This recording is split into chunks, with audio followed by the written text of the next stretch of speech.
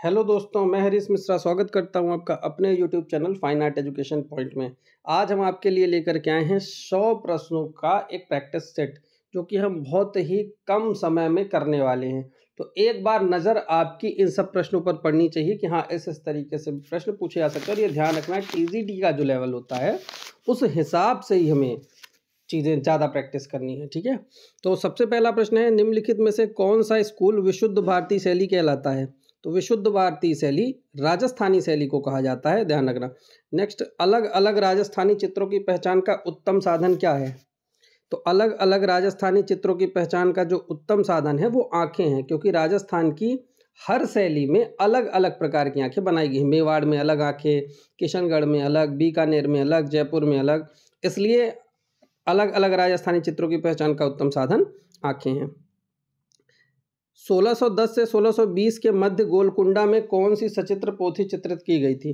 तो 1610 से 1620 के बीच में गोलकुंडा में दीवाने हाफिज, जो शेरो शायरी से संबंधित है, वो किताब चित्रित की गई थी। और दीवाने हाफिज का चित्रण अकबर के शासनकाल में भी किया गया है। नेक्स्ट क्वेश्चन, मुगल लघु चित्र के प्रसिद्ध उस्ताद मंसूर मुगल बादशाह के शासनकाल से संबंध रखते हैं। यानी मुगल लघु चित्र शैली के प्रसिद्ध उस्ताद मंसूर जहांगीर के शासनकाल से संबंध रखते हैं। इससे राइट आंसर हो जाएगा जहांगीर। शेख फूल सूफी संत किसने चित्रित किया है? शेख फूल सूफी संत का चित्र बिशन-दास ने जहांगीर के शासनकाल में चित्रित किया था। जहांगीर के शासनकाल का बिशन-दास एक प्रसिद्ध व्यक्ति चित्रकार था। मैडोना का चित्र पकड़े हुए जहांगीर का चित्र किस चित्रकार ने बनाया? तो मैडोना और जहांगीर के जितने भी चित्र हैं जिसमें जहांगीर का नाम आता है, वो ज़्यादातर चित्र अबुल हसन के द्वारा ही बनाए गए हैं। तो ये चित्र भी अबुल हसन के द्वारा बनाया गया है। मुगल शैली के प्रसिद्ध चित्रकार थे। मुगल शैली के प्रसिद्ध चित्रकार इन सभी में अबुल हसन हैं, जो कि जहांगीर के शासनकाल के चित्रकार थे। तो राइट आंसर अबुल हसन हो जाएगा। निम्नलिखित में से कौन सा चित्रकार अकबर शैली की चित्रकारी अकबर स्कूल ऑफ पेंटिंग से संबंधित नहीं है? यानी इनमें से वह कौन सा कलाकार है जो अकबर के शासनकाल का नहीं है? तो मीर सैयद अली, अब्दुल सम्मद, दसवंत और बसावन, ये चार तो हमने देखे ही थे। आईने अकबरी या अकबरनामा की जब हम बात करते हैं तो अकबरनामा में भी केशु ने चित्रित किया है, तो केशु का भी नाम वहां पर भी आता है। राइट आंसर हो जाएगा इसमें अबुल हसन अकबर के शासनकाल का नहीं है। क्यों? क्योंकि अबुल हसन जो है ये जहांगीर के शासनकाल का चित्रकार था।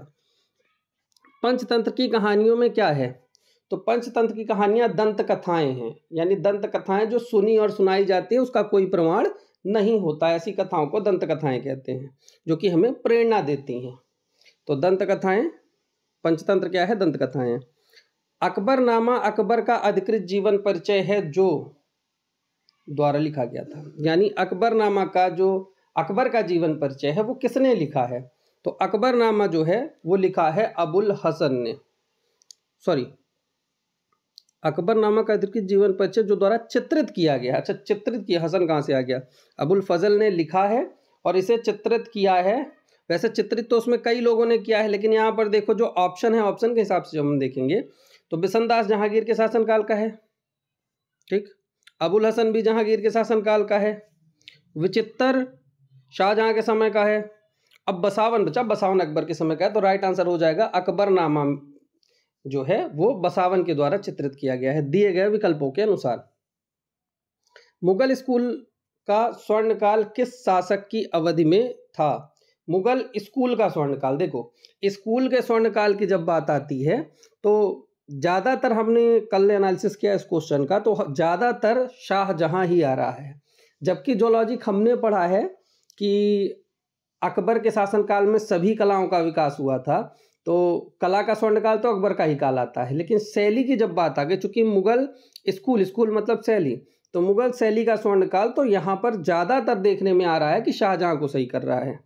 ठीक है, तो ये ध्यान रखना, शाहजहां भी हो सकता है, अकबर भी हो सकता है। वो आयोग के ऊपर डिपेंड करेगा कि वो किसे मानेगा। क्योंकि वैसे लॉजिकली अगर देखा जाए तो सारी शैलियों की अगर बात की जाए तो अकबर के समय में ठीक थी। इसलिए ध्यान रखना, इस प्रश्न में अकबर भी हो सकता है और शाहजहां भी हो सकता है, जबकि ज़्यादा जगह शाहजहां मिलता है। ये चीज़ बता देता हूँ। नेक्स्ट क्वेश्चन, कौन सी गुफा उस उल्लेखनीय थीम को दिखाती है जिसमें रावण द्वारा माउंट कैलाश हिलाने की थीम को दिखाया गया है? यानी कि रावण द्वारा कैलाश पर्वत हिलाते हुए जो मूर्ति शिल्प है वो कहाँ पर है? तो कैलाश, हम देखेंगे कैलाश पर्वत उठाते हुए रावण की जो मूर्ति शिल्प है वो एलोरा की कई गुफाओं में है, लेकिन मुख्य रूप से जो गुफा संख्या 16 है कैलाश मंदिर, उसमें वो मूर्ति हमें देखने को मिलती है। ठीक है, 16 में भी है, 14 में भी है और 29 में भी है, लेकिन प्रसिद्ध जो है वो 16 वाली है। एनसीईआरटी के हिसाब से भी 16 वाला सही करता है, तो राइट आंसर 16 हो जाएगा। अजंता गुफा संख्या 1 का चित्र है। गुफा संख्या 1 दिए गए विकल्पों में वज्रपाणी सही है, क्योंकि पद्मपाणी और वज्रपाणी दोनों चित्र अजंता की गुफा संख्या 1 में ही है। अजंता के भित्ति चित्रों में निम्नलिखित में से किस गुण की कमी है? तो दिए गए विकल्पों में से रेखीय परिदृश्य की कमी है, क्योंकि रेखीय प्रोस्पेक्टिव, लाइन प्रोस्पेक्टिव नहीं है, वहां पर परिप्रेक्ष्य की बहुलता है लेकिन रेखीय परिप्रेक्ष्य नहीं है। ठीक है, नेक्स्ट क्वेश्चन, अजंता की किस गुफा में हंस जातक चित्रित है? तो सभी जातक कथाएं 17 नंबर पर हैं, तो राइट आंसर हो जाएगा 17 नंबर। अजंता में कितने प्रकार की गुफाएं हैं? अजंता में 2 प्रकार की गुफाएं हैं, चैत्य या विहार, या वैसे देखें तो हीनयान या महायान। ठीक है, तो 2 प्रकार ही होगा। पद्मपाणी अवलोकितेश्वर का प्रथम अंकन कहाँ मिलता है? पद्मपाणी अवलोकितेश्वर का प्रथम अंकन हमें गुफाओं में देखने को मिलता है, वो भी भित्ति चित्र के रूप में, तो राइट आंसर हो जाएगा भित्ति चित्र। ताजा चूने के प्लास्टर पर म्यूरल पेंटिंग की जिस तकनीकी को निष्पादित किया जाता है वह क्या है? देखो, ताजा चूने प्लास्टर की जब बात हो तब हमेशा फ्रेस्को होगा, क्योंकि भित्ति बनाई जा रही है, तो भित्ति चित्रण की प्रयोग फ्रेस्को हो जाएगी, तो राइट आंसर फ्रेस्को हो जाएगा। अजंता भित्ति चित्रों की विषय वस्तु क्या है? विषय वस्तु से भी मैंने बताया था प्रश्न बनते हैं, तो अजंता की जो विषय वस्तु है वो जातक कथाएं हैं, बुद्ध का जीवन या जातक कथाएं, तो राइट आंसर हो जाएगा जातक कथाएं। फ्रेस्को सेको पद्धति से चित्र बनाए गए हैं, तो फ्रेस्को सेको, सेको मतलब सूखी, फ्रेस्को ब्रूनो गीली, फ्रेस्को सेको सूखी, तो फ्रेस्को सेको सूखी पद्धति है और सूखी पद्धति भारत में बनाई गई है। भारत में अजंता में सूखी पद्धति बनाई गई है, जयपुर में गीली है, इटालियन फ्रेस्को भी गीली है, इसीलिए जयपुरी फ्रेस्को इटालियन फ्रेस्को के समान मानी जाती है। तो वो दोनों गीली हैं, इटली की और जयपुर की। इटालियन फ्रेस्को और जयपुरी फ्रेस्को दोनों फ्रेस्को ब्रूनो है, ये दोनों गीली भित्ति पर बनाई जाती है, और अजंता में जो बनाई गई है वो फ्रेस्को सेको पद्धति में बनाई गई है। चित्रकला, मूर्तिकला व वास्तुकला का संगम एक साथ दिखता है, तो चित्रकला, मूर्तिकला और वास्तुकला का एक साथ जो संगम हमें दिखाई देता है वो अजंता में देखने को मिलता है। वहाँ चित्र भी हैं, मूर्ति भी है और वास्तुकला का नमूना भी है।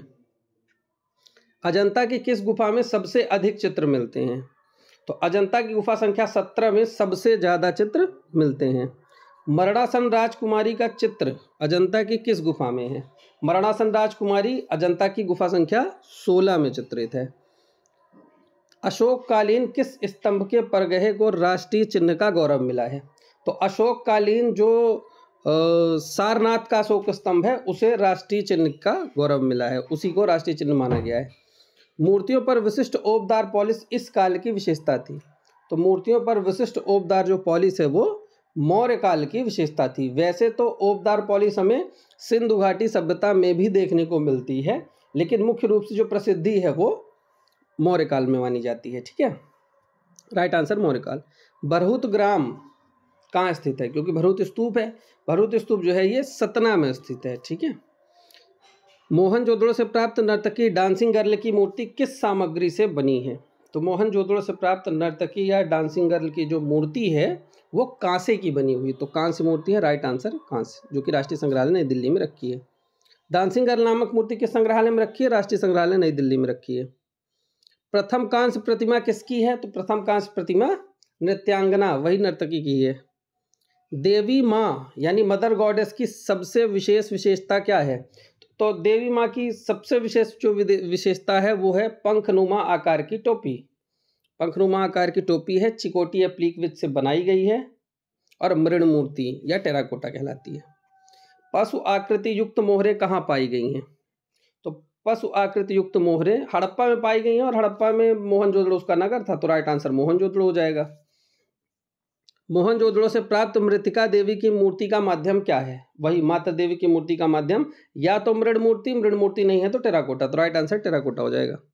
बाल विभाजन, विभाजित बालों के बीच महिलाओं द्वारा लाल रंग का सिंदूर लगाने की परंपरा, इन परंपरा में से किसका योगदान है? भाई जो महिलाएं मांग विभाजित करके बीच में सिंदूर लगाती हैं, ये परंपरा कहाँ से शुरू हुई?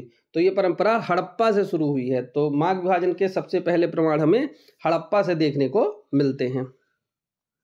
नेक्स्ट क्वेश्चन, सिंधु घाटी सभ्यता की प्रथम खुदाई कहाँ से प्रारंभ हुई? तो सिंधु घाटी सभ्यता की जो पहला खोजा गया नगर था वो हड़प्पा था, इसलिए राइट आंसर हड़प्पा हो जाएगा। सिंधु घाटी से प्राप्त अलंकृत मृदभांडों पर बने अलंकरण आकारों में हैं। सिंधु घाटी सभ्यता और प्रागैतिहासिक चित्रकला, उनमें जितना भी चित्रण कार्य हुआ है वो सब केवल लाइनों के द्वारा ज्यामितीय विधि में किया गया है। तो राइट आंसर हो जाएगा ज्यामितीय। निम्नलिखित में से कौन सी सभ्यता आलमगीरपुर में दिखाई देती है? तो दिए गए विकल्पों में से आलमगीरपुर की बात हो रही है। तो आलमगीर तो पड़ता है उत्तर प्रदेश के मेरठ में, मेरठ में आलमगीरपुर पड़ता है, लेकिन यहाँ जो है यहाँ आप कंफ्यूज हो सकते हो। ठीक है, ध्यान से इस प्रश्न को पहले समझो। ये पूछ रहा है आलमगीरपुर किस सभ्यता में दिखाई देता है। तो अब आलमगीरपुर जो है वो मुख्य रूप से उत्तर प्रदेश के मेरठ में है, लेकिन ये सिंधु घाटी सभ्यता का नगर है और सिंधु घाटी सभ्यता को हड़प्पा सभ्यता के नाम से भी जाना जाता है। इसलिए यहाँ पर हड़प्पा का मतलब नगर नहीं, हड़प्पा का मतलब सभ्यता से है। तो इसलिए राइट आंसर हो जाएगा हड़प्पा से संबंधित है, क्योंकि हड़प्पा सभ्यता है।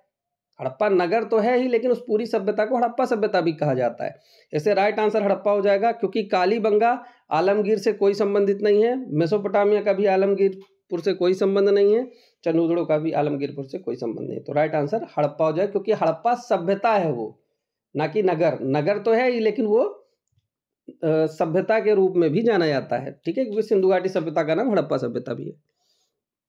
सिंधु घाटी सभ्यता से संबंधित लोथल पुरातात्विक स्थल की खोज किस सन में हुई थी? तो दिए गए विकल्पों में से जो लोथल की खोज है वो 1953 में हुई है। तो राइट आंसर हो जाएगा 1953 या कहीं कहीं 1954 मिलता है। तो चूंकि ऑप्शन के हिसाब से 53 है तो हम 53 लगा देंगे। निम्नलिखित में से प्राथमिक रंग कौन से हैं? तो लाल, पीला और नीला प्राथमिक रंग होते हैं। तो लाल, पीला और नीला किसमें है? लाल, पीला और नीला, बी आंसर सही हो जाएगा। पट्टचित्र का एक विशेष कला का प्रावधान है। पट्टचित्र, अरे उड़ीसा के पट्टचित्र, क्योंकि उड़ीसा और कालीघाट के पट्टचित्र दो प्रसिद्ध है, हम पढ़ते हैं उसमें। तो इसमें से दिए गए विकल्पों में से उड़ीसा सही हो जाएगा। उड़ीसा के पट्टचित्र विशेष कला का प्रावधान है।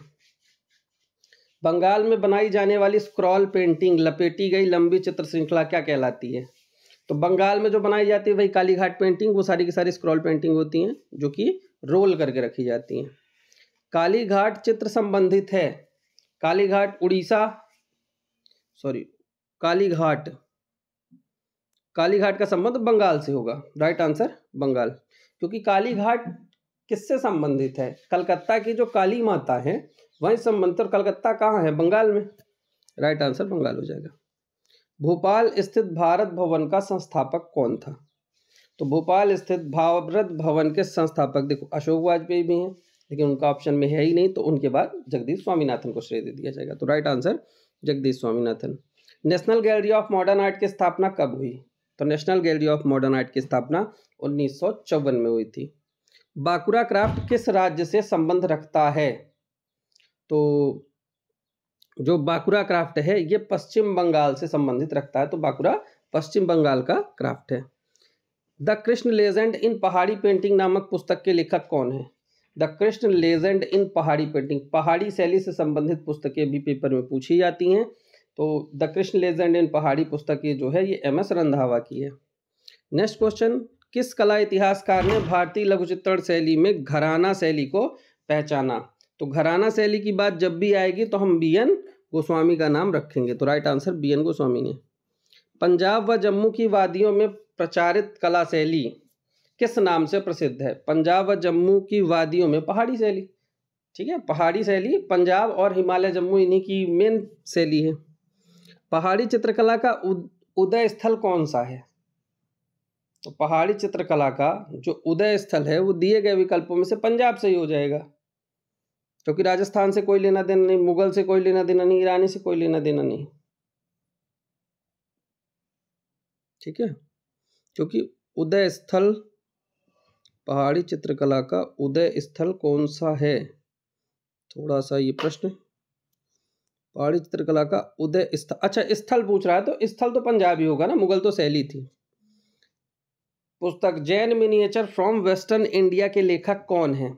तो Jain miniature from western India ये डॉक्टर मोतीचंद खजांची की है। तो राइट आंसर मोतीचंद हो जाएंगे, डॉक्टर मोतीचंद।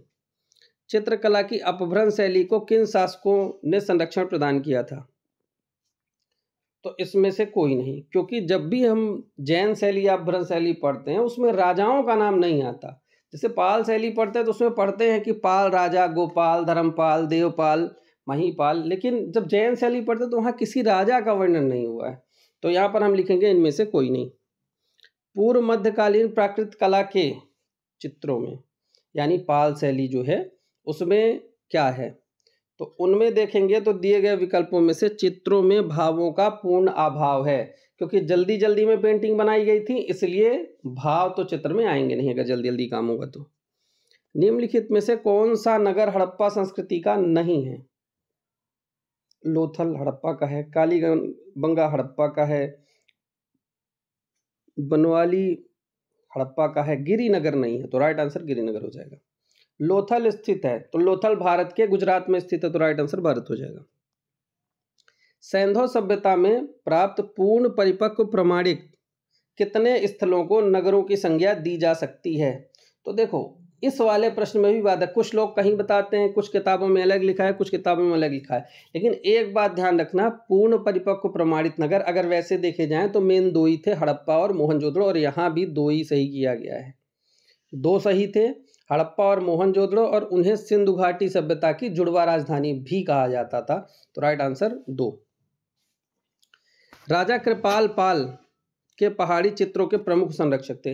राजा कृपाल पाल जो थे ये बसोहली शैली के थे, अभी बसोहली हमने पढ़ी है, भोगपाल, भूपतपाल, कृष्णपाल, कृपाल पाल, तो कृपाल पाल जो है ये बसोहली शैली के प्रमुख संरक्षक हैं। लोक कला पर कौन सी शैली आधारित है? पहाड़ी शैली, पहाड़ी शैली जो है वो लोक कला पर आधारित थी, तो बसोहली, पहाड़ी तो इसमें ऑप्शन में है नहीं तो बसोहली दे दिया है। तो ऐसे भी ध्यान रखना, क्वेश्चन सरल ही आएगा, इस तरीके से वो घुमा के देगा।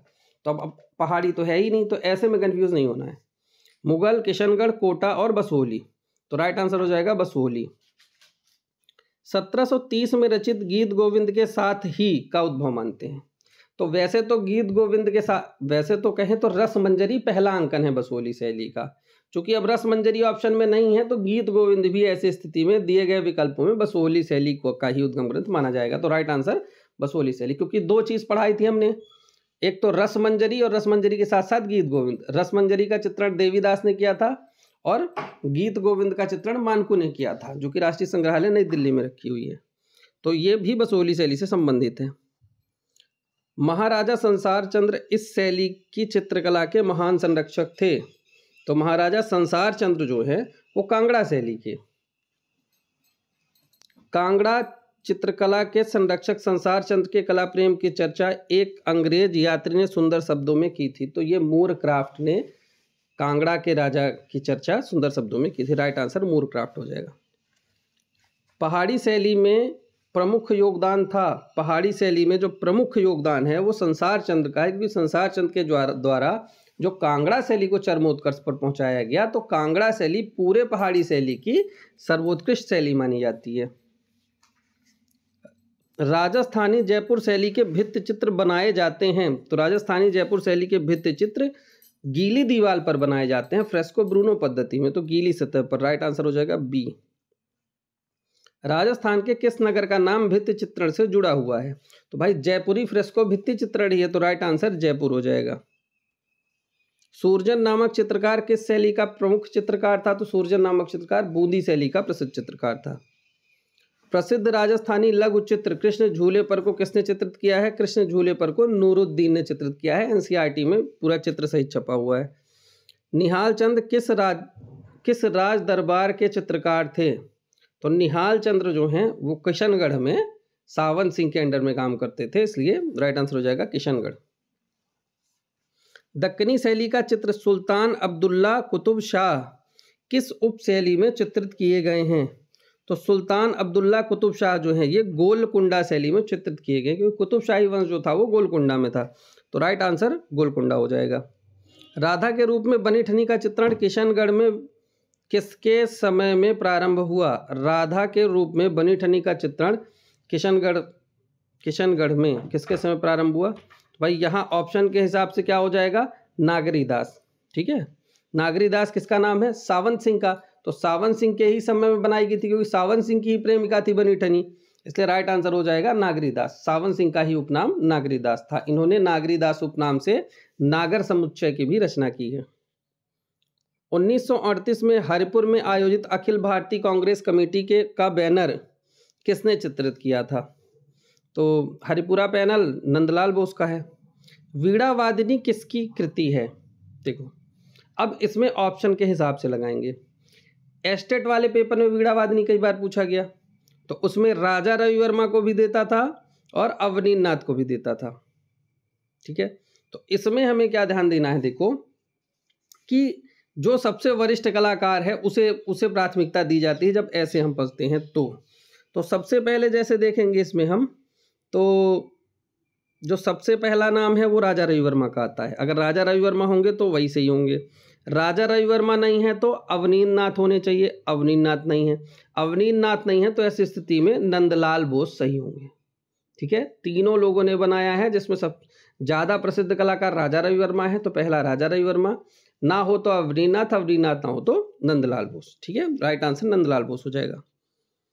जोधपुर में चित्रित चित्र चौगान प्लेयर्स का चित्रकार है, तो जोधपुर में जो चौगान प्लेयर बना है उसे दाना ने चित्रित किया है। राइट आंसर दाना।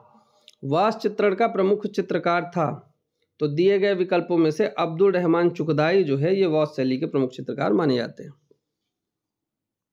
बंगाल लोक कला से प्रेरित जामिनी राय का चित्र तीन पुजारिन किस माध्यम में चित्रित है? तो बंगाल लोक कला से प्रेरित जामिनी राय का जो माध्यम है वो टेम्परा है, और तीन पुजारिन भी टेम्परा माध्यम में ही चित्रित है, कंफ्यूज होने की जरूरत नहीं है। मद्रास कला स्कूल की स्थापना किस वर्ष हुई? 1850 में भारत में पहला खोला गया कला विद्यालय मद्रास कला विद्यालय था। Right answer 1850। निम्नलिखित में से कौन सी पेंटिंग महाभारत की कहानी दिखाती है? तो शांतनु और मत्स्यगंधा जो है ये महाभारत पेंटिंग की कहानी दिखाती है। विख्यात चित्रकार राजा रवि वर्मा ने तैल चित्रकला किससे सीखी थी? तो राजा रवि वर्मा ने तैल चित्रण का जो प्रशिक्षण है वो थियोडोर जैनसन से लिया था। प्रसिद्ध चित्रकार राजा रवि वर्मा का जन्म कहाँ हुआ था? तो राजा रवि वर्मा का जन्म केरल के किल्लीमान्नूर में हुआ था। किस भारतीय कलाकार के चित्रों की प्रतिलिपियां अधिकांश घरों में पाई जाती हैं? राजा रवि वर्मा के चित्रों की अधिकांश प्रतियां जो हैं वो घरों में पाई जाती, क्योंकि उन्होंने जब लिथोग्राफी प्रेस लगाया था तो पोस्टर के माध्यम से घर घर तक हर देवी देवता के चित्र पहुंच गए थे। शकुंतला के प्रेम पत्र एवं संदेशवाहक हंस किस चित्रकार की कृतियां हैं? तो ये राजा रवि वर्मा ने शकुंतला के प्रेम पत्र संदेशवाहक हंस, ये राजा रवि वर्मा का चित्र है। राजा रवि वर्मा के राजघराने से संबंधित हैं। राजा रवि वर्मा केरल के किल्लीमान्नूर आंट्रिगल, तो राइट आंसर हो जाएगा केरल ही होगा। 1800 ईस्वी में चित्रित चित्र राधा कृष्ण दर्पण देखते हुए किस पहाड़ी शैली में चित्रित हुआ है? ध्यान देना, तुक्का मारेंगे लोग, कांगड़ा ही मारेंगे 100%, जो भी लगाएगा। तो पहाड़ी शैली में राधा कृष्ण दर्पण देखते हुए सब तुक्का मारेंगे कांगड़ा शैली, लेकिन इसका राइट आंसर है गढ़वाल शैली। तो राइट आंसर हो जाएगा गढ़वाल शैली। निम्नलिखित में से कौन सी कंपनी स्टाइल पेंटिंग का केंद्र है? कंपनी शैली का मुख्य केंद्र पटना था। राइट आंसर पटना हो जाएगा। निम्नलिखित छापा चित्रों को उसके छापा चित्रकारों के साथ सुमिलित कीजिए। देखो, आदमी, औरत और पेड़ ये के लक्ष्मी गौड़ा का है। बच्चे सोमनाथ और का है। भंवर कृष्णा रेड्डी का है, और दीवारों के सरोकार अनुपम सूद का है। ठीक है, तो राइट आंसर इसमें आदमी के लक्ष्मी गौड़ा, तो तीसरा नंबर सी राइट हो जाएगा। ठीक है, इनमें से कौन विस्कोसिटी टेक्निक के कुशल प्रिंट मेकर हैं? विस्कोसिटी चित्रण के लिए कृष्णा रेड्डी जाने जाते हैं, तो राइट आंसर कृष्णा रेड्डी। इनमें से किस कलाकार समूह ने मील में बने कागज पर चित्रकारी का तेज तरीका विकसित किया था? तो दिए गए विकल्पों में से आधुनिक चित्रकार जो हैं ये मील में बने कागजों का तेज तरीका विकसित किया, क्योंकि इसके पहले जो काम होता था वो हैंडमेड पेपर पे ज्यादा काम होता था। शिव का विस्पान किसने चित्रित किया? शिव का विस्पान नंदलाल बोस का है। किसने सर्वप्रथम प्राचार्य के रूप में विश्व भारती कला भवन में प्रवेश लिया? तो नंदलाल बसु ने सबसे पहले विश्व भारती कला भवन में, क्योंकि कला भवन जब बनाया गया था इन्हें प्रधान शिक्षक बनाया गया वहां का। बंगाल शैली स्कूल के निम्नलिखित कलाकारों में कौन प्रकाश और वर्णक्रम स्पेक्ट्रम के गुणों के प्रति आकर्षित था और घन चित्रण शैली क्यूबिस्ट की भांति चित्रकारी कर? देखो कुछ ना समझ में आए तो घन चित्रण शैली क्यूबिस्ट, क्यूबिस्ट मतलब घनवाद, घनवाद आ गया, घनवाद की भांति चित्रण कार्य करता था, तो घनवादी कलाकार स्टेला क्रेमरिस ने गगनेन्द्रनाथ टैगोर को कहा है, और इनकी जो शैली है वो घनवादी कही भी जाती है। किस कलाकार ने गीतांजलि के लिए कार्य किया है? गीतांजलि जिस पर रविन्द्रनाथ टैगोर को नोबेल पुरस्कार प्राप्त हुआ था, उस पर नंदलाल बोस ने काम किया है। किशनगढ़ में चित्रित राधा बनी ठनी का चित्रण किस तकनीकी में हुआ है? तो किशनगढ़ में चित्रित राधा बनी ठनी का जो चित्रण है वो हम देखेंगे तो टेम्परा में हुआ है। ध्यान रखना, जल रंग का टेम्परा माध्यम हम अगर पढ़ते हैं तो इसका मतलब जल रंग का प्रयोग वहाँ नहीं है, वहाँ मुख्य रूप से टेम्परा का प्रयोग है, क्योंकि जल रंग की शुरुआत तो कंपनी शैली से मानी जाती है। तो इसका मतलब है राजस्थानी, पहाड़ी, मुगल, इसमें जितना भी काम है सब टेम्परा में है, तो राइट आंसर टेम्परा हो जाएगा। एक कवि चित्रकार जिसकी कर्मभूमि शांति निकेतन थी, तो कवि चित्रकार, कवि भी थे चित्रकार भी थे, तो रविन्द्रनाथ टैगोर चित्रकारी अपने अंतिम दिनों में अपनाए थे, तो चित्रकार के नाम से भी जाने गए, तो इनकी कर्मभूमि शांति निकेतन, राइट आंसर रविन्द्रनाथ टैगोर हो जाएगा। किस ब्रॉन्ज मूर्ति के प्रसिद्ध मूर्तिकार रोंदा प्रभावित हुआ? किस ब्रॉन्ज मूर्ति से? तो भारत की जो नटराज मूर्ति है इससे रोंदा प्रभावित हुए थे, इसीलिए अगस्त रोंदा के ज्यादातर मूर्ति शिल्प हम देखेंगे तो कांसे की बनी हुई हैं। निम्नलिखित धातु मूर्तियों के कालानुक्रमांक सही चयन करें। तो कालानुक्रम में सही चयन जो होगा तो मोहनजोदड़ो की डांसिंग गर्ल सबसे पहले आएगी, फिर सुल्तानगंज की बुद्ध मूर्ति, फिर कांगड़ा के बैकुंठ और फिर चोलकालीन। ठीक, तो इसका जो राइट आंसर है वो ये वाला हो जाएगा, कहाँ गया, सुल्तानगंज की बुद्ध मूर्ति गुप्त काल की, चोलकालीन कांस्य मूर्ति सबसे लास्ट में बनेगी, तो इसमें आएगा। ठीक, राइट आंसर ए हो जाएगा। मोहनजोदड़ो सिंधु घाटी सभ्यता सबसे पहले, फिर सुल्तानगंज की बुद्ध मूर्ति गुप्त काल, कांगड़ा का बैकुंठ, फिर उसके बाद चोलकालीन, क्योंकि चोल कहाँ 11वीं 12वीं शताब्दी में चले जाते हैं, तो राइट आंसर ए हो जाएगा। नेक्स्ट क्वेश्चन देखते हैं। उड़ीसा का कोणार्क मंदिर किस भगवान को समर्पित है? सूर्य भगवान का मंदिर है और सूर्य भगवान को रवि कहते हैं, इसलिए देखो यहाँ पर सूर्य ना दे करके रवि ऑप्शन में कर दिया है, तो राइट आंसर रवि हो जाएगा। देवी गंगा का वाहन जिसे हम भारत में प्रवेश द्वार के चौखट पर देखते हैं निम्नलिखित में से क्या है? देवी गंगा का वाहन पूछा है मुख्य रूप से, तो देवी गंगा का वाहन क्या है? मगरमच्छ, और यमुना का कछुआ, तो गंगा का पूछा है तो गंगा का मगरमच्छ हो जाएगा। बृहदीश्वर मंदिर किसने बनाया था? बृहदेश्वर मंदिर राजराज चोल ने, चोल राजा राजराज प्रथम ने बनाया था, तो राइट आंसर डी हो जाएगा। अंबाजी संगमरमर का उपयोग निम्नलिखित में से किस मंदिर के लिए किया गया है? तो अंबाजी संगमरमर का जो प्रयोग है वो दिलवाड़ा जैन मंदिर में किया गया है। चंदेल राजाओं ने किस प्रसिद्ध मंदिर का निर्माण कराया? तो खजुराहो के कंदरिया महादेव का मंदिर चंदेल राजाओं के द्वारा कराया गया है। घाव कागज की लुगदी प्रिंट श्रृंखला पर काम किया, तो घाव जो है ये सोमनाथ होर का है, जख्म, चाहे जख्म कहे चाहे घाव कहे। राष्ट्रपति भवन के सामने स्थापित यक्ष और यक्षिणी की विशाल मूर्तियां किसके द्वारा निष्पादित की गई थी? तो यक्ष यक्षिणी की मूर्तियों के लिए रामकिंकर बैद जाने जाते हैं। निम्नलिखित में से किस कलाकार ने कांटा चुभने को चित्रित किया है? तो कांटा चुभने को एनएस बेंद्रे ने चित्रित किया है, राइट आंसर एनएस बेंद्रे हो जाएगा। तो इस प्रकार 30 मिनट में हमारे 100 क्वेश्चन कवर होते हैं। तो ये एक प्रैक्टिस सेट है 100 क्वेश्चन का, जो हमारा 30 मिनट के अंदर कंप्लीट हुआ। तो इस तरीके से प्रैक्टिस सेट लगाने के लिए आप कमेंट करके ज़रूर बताएं कि आपको ये प्रैक्टिस सेट कैसा लगा। मिलते हैं नए वीडियो में, तब तक के लिए धन्यवाद।